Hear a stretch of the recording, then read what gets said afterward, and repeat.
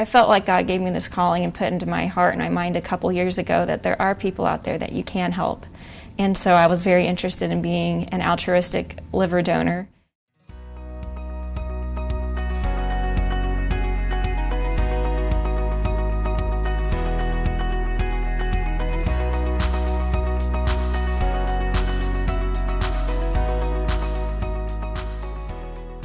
It is a big decision, and there is a lot of tests involved preoperatively. There's some time commitments in that way, some sacrifice, but it's extremely rewarding. The surgery was overall pretty smooth.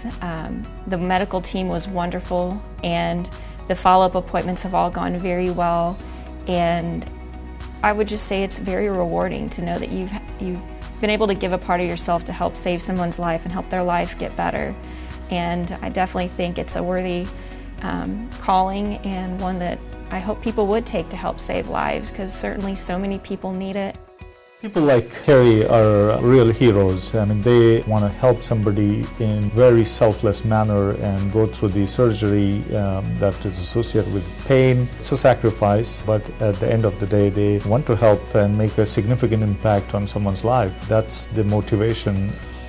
That's what drives them. So if you look at this line, this is the right lobe of the liver, which forms about 60% of the liver in Ms. Rhodes' situation. This part, the right lobe, was taken for transplantation, leaving behind the left lobe, which in her case was 40%. So by 6 to 12 weeks, we expect Ms. Rhodes to have 100% of her liver regenerated.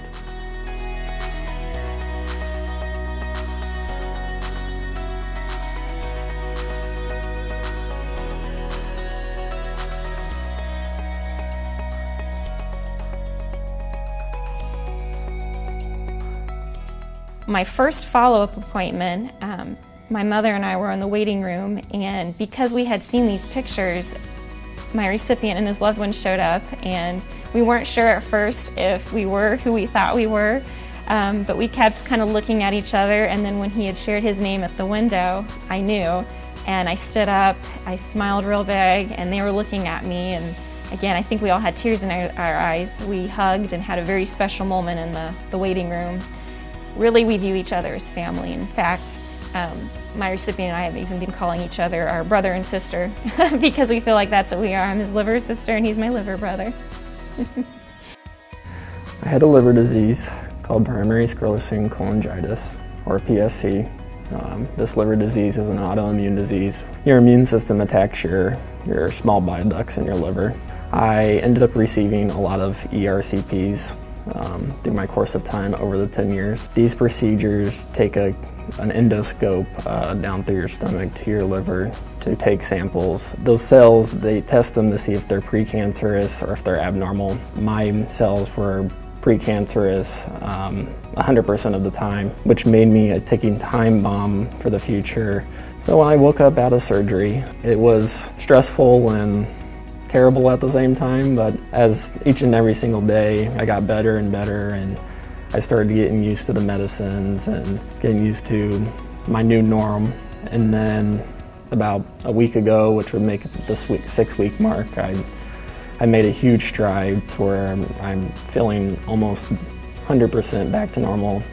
I feel absolutely great. So since meeting Carrie, we have kept in close contact. Just in this whole situation, we have become closer and closer, and this is life-changing, and she'll always be a part of my life, and I'll always be a part of hers. We're basically family now.